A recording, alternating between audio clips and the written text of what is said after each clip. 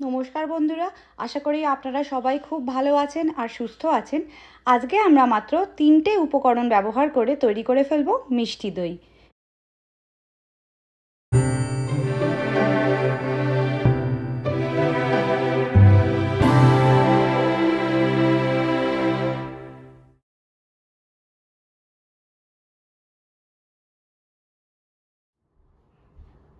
ঘরে পাতা মিষ্টি দই বানাতে যেটা লাগছে সেটা হচ্ছে, এখানে রয়েছে দুধ। এখানে আমি হোল মিল্ক ব্যবহার করছি। আমি এই জারটা থেকে 6 কাপ মতো দুধ নিয়ে নেব, আর সেটা কমিয়ে কমিয়ে 3 কাপ করব। এখানে রয়েছে চিনি। আমি চিনি ইউজ করব 1 থেকে 1.5 কাপ। সব শেষে যেটা লাগবে সেটা হচ্ছে দই।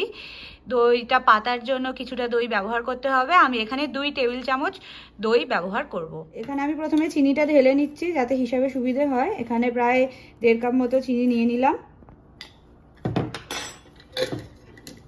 এখানে আমি নিয়ে নিচ্ছি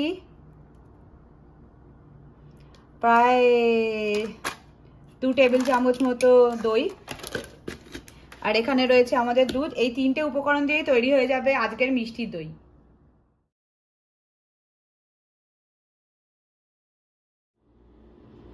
প্রথমে আমি গ্যাস অন করে এখানে দিয়ে দেব 6 কাপ মতো দুধ।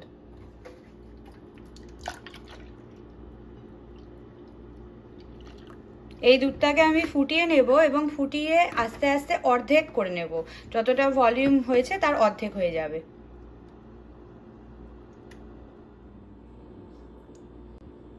দুধটা ফোটানোর সময় মনে রাখতে হবে যেন আমরা অবশ্যই একটা হেভি বটম প্যান ইউজ করি, যাতে দুধটা পুড়ে না যায়।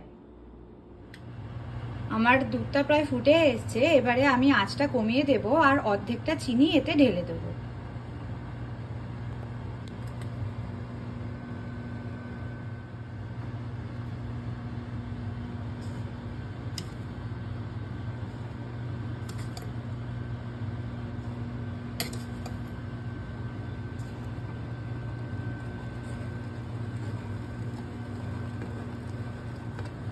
আঁচ কম করে দেব। এই দুধটাকে মরিয়ে মরিয়ে অর্ধেক করতে দেব।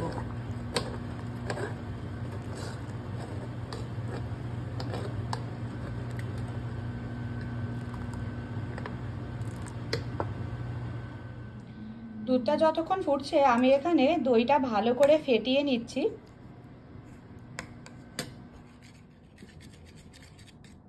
দইটা এমনভাবে ফেটাতে হবে যাতে কোনো লাম্পস না থাকে।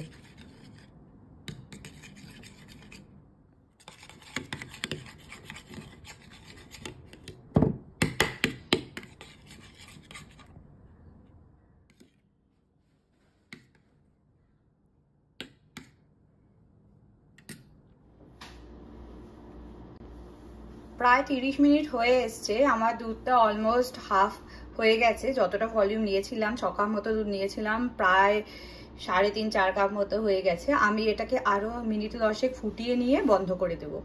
আর যতক্ষণ দুধটা ফুটছে আরো গ্যাসের আঁচ কমিয়েই রাখবো। আমি এবারে চিনিটাকে ক্যারামেলাইজ করে নিচ্ছি। চিনিটাকে ক্যারামেলাইজ করার জন্য আমি একটা ছোট পাত্র নিয়ে নিয়েছি। এটা যে কোনো পাত্রই ব্যবহার করা যেতে পারে, কিছু ডাজন্ট ম্যাটার। তাতে আমি বাকি চিনিটা, অর্ধেক চিনিটা দিয়ে দিলাম। আঁচ কমিয়ে রাখবো আর দেখবো আস্তে আস্তে চিনিটা হলুদ বা ব্রাউন কালার হচ্ছে কিনা।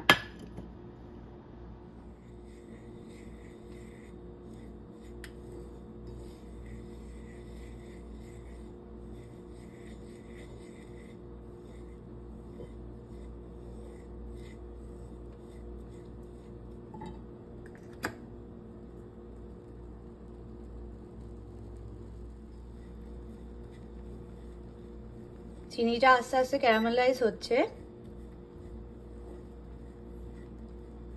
একটা হলুদ রং আসছে। চিনিটাও খেয়াল রাখতে হবে যেন কোনো লাম্পস না থাকে। গ্যাসের আঁচ একবারে কম রয়েছে।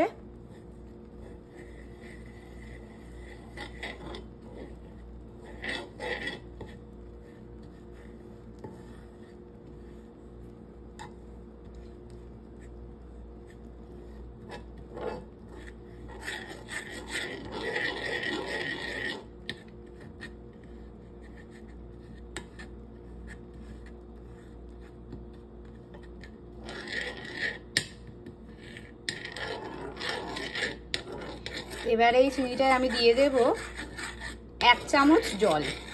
চিনিটা ক্যারামেলাইজ হয়ে গেছে, আমি গ্যাসের আঁচ বন্ধ করে দিয়েছি, দিয়ে দিলাম 1 চামচ জল। এবারে দই করার যে পাত্রটা ব্যবহার করব সেটাই সব উপকরণ একসাথে মিশিয়ে নেব। ঢেলে দিচ্ছি প্রথমে দুধ,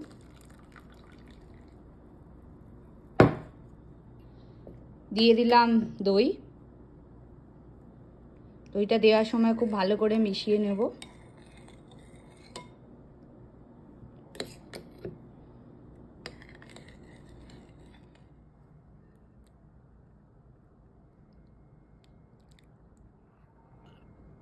আমার ওই পাত্রটা একটু ছোট হওয়ার জন্য আমি যে কন্টেনারে দুধটা গরম করছিলাম সেই কন্টেনারেই দইটা পাতে দেব, তাই আমি এখানে সেটা ঢেলে নিয়েছি।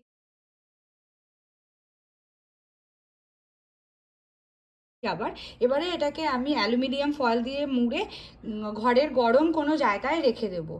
আমি এখানে যেহেতু একটু ঠান্ডা বেশি, সেই জন্য আমার গ্যাস ওভেনে এটাকে রেখে দেব এবং 8 থেকে 10 ঘন্টা দইটা এভাবেই পাততে দেব।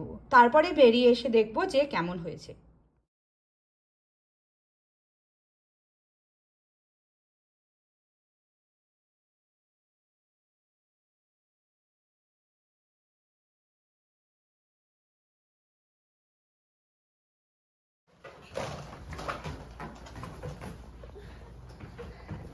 মুখে যায় না, no. Open your shoes.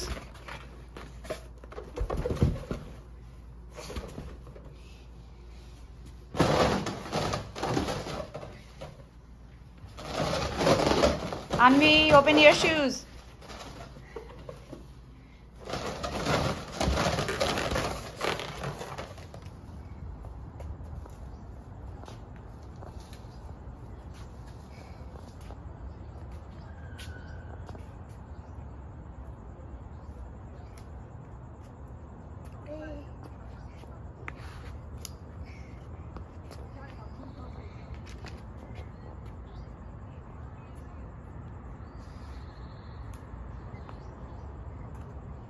How many did you get?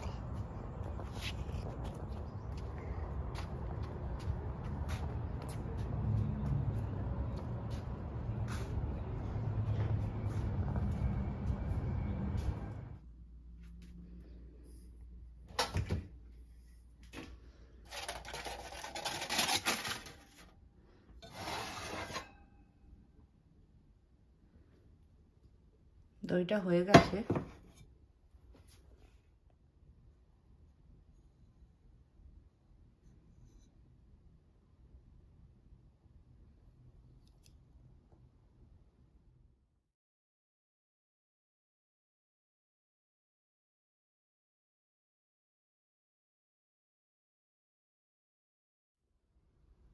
দইটা আমি এবার ফ্রিজে রেখে দেবো আর ঠান্ডা হতে দেবো।